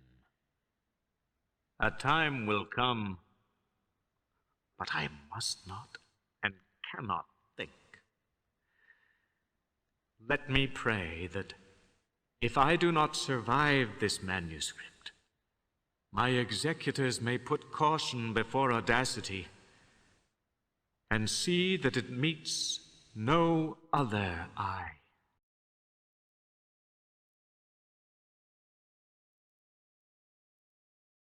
Sim, como eu conversei bastante com uma galera nova que tá, tipo, super cheia de gás lá nesse evento que teve em Curitiba, sabe o que o Mike fala de vez em quando de você ser professor, você acaba aprendendo o seu processo também, sabe? Então eu comecei, eles tinham várias ideias, sabe, deles, assim, várias ideias de montar os projetos deles. E aí eu tinha que dar esse exemplo, né, do tipo, ó, eu fiz assim. E só que, caramba, era tão difícil de explicar, porque eu nunca tinha explicado pra ninguém, sabe, o que eu tinha feito para mim. E aí, nesse momento que eu comecei a botar pontos pra eles, ó, quando você quer desenvolver, eles queriam desenvolver character, né, personagem. Então, ó, quando você quer desenvolver esse personagem, puxa, conhece ele, senta, toma um café com seu personagem, pergunta, puxa, você é tímido, você é extrovertido, você é isso, sabe? Começa a conhecer o que aconteceu, sua mãe, seu pai, tá tudo certo, o que aconteceu com seus pais, sabe? Começa a conhecer o personagem, e aí eu comecei a tipo, fechar vários arquétipos pros meus personagens, isso foi muito fantástico. Isso é muito lindo. Nossa, cara, e aí agora eu tô, tipo, no mó gás, sabe, desenhando. Ontem, quando eu tava vendo o Mike, o Rafa, o César, o Marco, todo mundo desenhando. E o Henrique, né, porque, né, sempre tem. Mas aí, quando tava... Eu tava só aqui, pode pular, não tem problema não. Ele tava aqui, porque ele é dono do evento, aqui, deixa eu bote.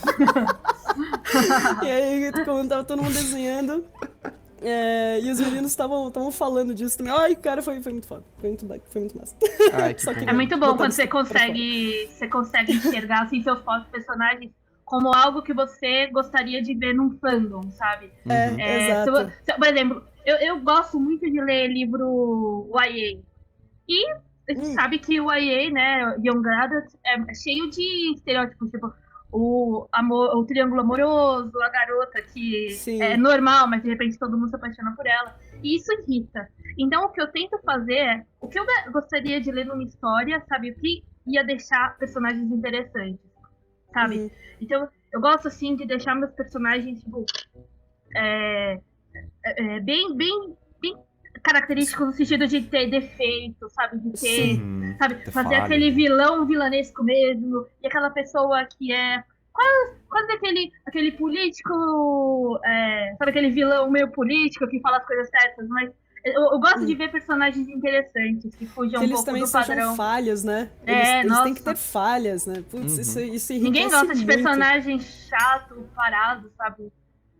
Sei lá, eu pego, sei lá, um Cowboy Bebop. Ai, meu É maravilhoso. Ai, meu Deus. E pela reação vocês já viram, né? É maravilhoso. E aí você pega o Spike, que é um personagem tão... Ele tem tantos defeitos e assim, é tão amorzinho. Cara, é quase uma pessoa de verdade. Eu conheceria uma pessoa tipo Spike. Sim. Nossa, é tipo One Piece, né, Henrique? O que foi? É tipo One Piece, né? Tipo One Piece, meu. Meu Deus do céu. Rafa! Chama o Rafa. Chama. Muito bom, muito bom. Não, isso que você falou de ser uma pessoa que você conheceria ao vivo é uma coisa tão importante, né? Que eu acho que foi eu não sei se foi na palestra do Roger que ele estava conversando sobre, por exemplo, o Peter Parker, né? Que a gente gosta do Peter Parker não porque ele é o Homem-Aranha por si só, mas a gente se relaciona porque ele tem uma vida como a nossa quando ele não é Homem-Aranha, né? Sim. Ele tem as crises dele, ele tem família, ele tem relacionamentos. Ele Problema de dinheiro, gente, esse é o segredo. Nossa, olha aí. Humaniza, né? A gente perde... a gente perde aquela Contas. distância, tipo Superman, né? Muito distante da gente. Beleza, foi importante pra aquela época, mas você percebe até que é difícil do Superman, sei lá, reavivar aquela importância até no cinema, porque as pessoas não conseguem se conectar com um ser daquele, né? Exatamente. Tanto que Nossa, eles- é tão difícil representar ele no cinema justamente porque ele é muito overpowered. Tanto então. que ele não funciona muito ele bem não tem defeitos. com galera, né? Tipo, eu não sei se chegaram a assistir o desenho da Liga da Justiça. Com o Batman, né, e tal. Isso. pouquinho. É um desenho muito bom. E Sim. tem um super-homem muito legal, assim. Eu gosto muito do super-homem, principalmente por causa desse desenho. Ele funciona muito bem com outros personagens aí que tipo, baixa a bolinha aí um pouquinho, sabe? Exato. Porque assim, se chamarem ele pra resolver tudo, cara, você não tem conflito, você não sabe. É chato. Exato. Não, e o legal Exatamente. também é que o Batman, ele é tão... sei lá, ele vai achar defeito no Superman, né? Então ele problematiza o Superman. Ou seja, aí sim que você fala, pô, Batman, tamo junto, tá ligado? Mas eu vou te falar que eu tava estudando uma linha de pensamento que é a do altruísmo efetivo, que eles pensam basicamente de você ser bom com os outros com critérios estatísticos, né? E aí eles fizeram uma tirinha muito interessante do Superman, né? Que o Superman, todo ali na cidade de onde que ele ficava mesmo? Nem lembro. Eu Enfim, também não sei. onde que o Superman fica? Metrópole? Não é Metrópole. Superman? Onde que ele fica? Onde que ele mora? À eu noite ele não vai dormir lembrava. aonde? Não lembrava da cidade. Metrópolis e a cidade Smallville é onde ele cresceu. Ah, isso aí. Não, tudo bem, mas enfim. A questão é que eles fizeram uma tirinha falando assim, Superman se achando o cara mais legal do mundo porque ele ajudou uma senhora, ele impediu um assalto. Aí chegam uns cientistas e falam, cara, você sabia que você podia acabar com o problema de energia da Terra, né? Você sabia que você poderia acabar com a fome do mundo, né? E você tá salvando senhorinha no beco. Aí ele se sentiu super mal, assim, ele foi embora, triste. O Superman se sentiu super mal, né? Legal. Olha aí! Olha, me Na pegou, mesma praça, no mesmo Me pegou, hein? Ai. Mas tem uma história dele falando sobre o personagem, a personalidade dele, uma história que é muito bonita. Eu não cheguei a ler, foi um amigo que me contou justamente porque eu duvidava do personagem. E ele gostava muito de Superman. E ele me contou de uma história que tinha uma menina no topo de um prédio querendo se jogar, um monte de polícia lá embaixo, tentando fazer com que ela, né, tipo, entrasse pro prédio, não fizesse isso, não acabasse com a própria vida. E ele sobe. Ele sobe lá pra falar com ela e ela começa, tipo, sai daqui, você não vai mudar minha cabeça e tal.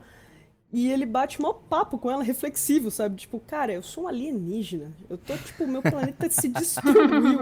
Eu tô aqui, tá ligado? Tipo, tentando viver a vida. Eu não consigo me relacionar com as pessoas porque eu tenho superpoderes. Tudo é um caos, mas eu preciso seguir em frente. Aí isso ele que se me joga. motiva. Então, tipo, Ele vai se jogar pra voar, né? Tá tudo bem. No caso dele tá tudo bem. eu tô aqui botando uma parada mó da hora, cara. É incrível, né? É só a questão da percepção, né? A questão da percepção, mas porque...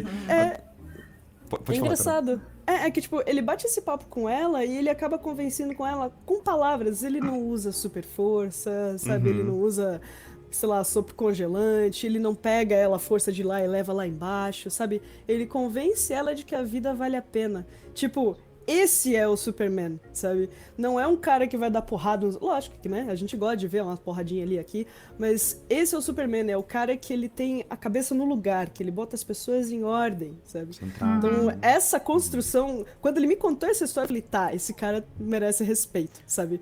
Porque, assim, o Superman é aquele estereótipo do tipo, não é o quanta porrada ele dá, é quanto ele aguenta, né? Ele é forte pra aguentar, pô. Isso aí, exatamente. Só que ele voa. Mas ele tem que aguentar a porrada. Então, basicamente, você tá querendo dizer que o Superman é um rock voador. Isso, exatamente. Basicamente, Cara, é um rock voador com cueca por cima da roupa, né? Então. A gente Mas sempre eu tem acho concordar que- com o Henrique, né? Eu acho. Eu acho que é interessante essa história toda do Superman que a gente falou, porque mostra como é possível você escrever coisas legais, sabe? Quando você coloca seu coração no projeto, sabe? Tem uma história do Superman que eu amo de verdade, que é a All Star, que conta várias aventuras do Superman num período em que ele está para morrer, sabe? Então é uma graphic novel, não está muito conectada com o universo em geral, mas ele, assim, faz várias aventuras. Dá poder dele pra Lois Lane por um dia, sabe? Enfrenta uns outros kryptonianos. E aí depois ele ele meio que confronta o Luthor e caramba. Só que é uma história em que o Superman... Tipo, eu acho que aqui ele tá mais humano, sabe? Então, aí mostra que se você trata o seu produto como algo especial, não só, vou fazer uma revista de ação para vender aqui, ou se você trata assim com carinho, é possível fazer umas coisas que ficam pra história mesmo. Sim. Acho Legal. demais. Sabe, eu acho bacana, assim, quando... Eu não sei se vocês, eu imagino que sim, conseguem, mas pra mim é muito claro quando um projeto é um projeto meio que do coração e outro que é, sei lá, coisa de produtor ou coisa por demanda, sabe? Sim, total. É Nossa, com muito certeza. visível. E Dá pra ver, inclusive... esse é o tipo de coisa... Podem falar, gente. Dá pra ver, inclusive, em projetos grandes, né? Acho que até quem consome bastante HQ e filme, dá pra ver quando você faz um negócio com carinho ou quando você só tá se aproveitando de uma IP, né? Eu sempre gosto de citar o exemplo do emojis. Nossa, mano! Até hoje eu não vi esse filme. Eu também não, Eu morro não de precisa. curiosidade. Não precisa. Mas eu não quero dar dinheiro. Não, eu tenho uma Olha, licença gente, poética que é a isso- única coisa que eu não conheço que eu falo mal. Isso é um preconceito. Vocês não conhecem a obra, vocês estão falando mal de emoji o filme. Imagina, é o poderoso Emoji o chefão da filme nova pode- geração, a gente não sabe. Gente, pode ser. Pode ser, mas ninguém viu. Vou fazer cosplay, É verdade. de emoji. Justo. Qual que vai ser o seu emoji, Henrique? Como é que você vai aparecer no Comic Con? Vai ser o cocôzinho. Ai, meu Deus, Henrique previsível. Poxa. Desculpa, cara. Você me pegou desprevenido. Que na live, quando a gente tá gravando, a gente tem 40 minutos pra pensar em cada resposta. A live, a gente grava um cast em 8 horas. Entendeu? Não tenta convencer os outros de que aqui no Retarizado e tudo mais. Relaxa, cara. Aff, meu Deus, cara. O cara tá lendo script e tá achando que é... Aff, meu Deus. Mas tudo bem, gente. Eu não tô lendo o script.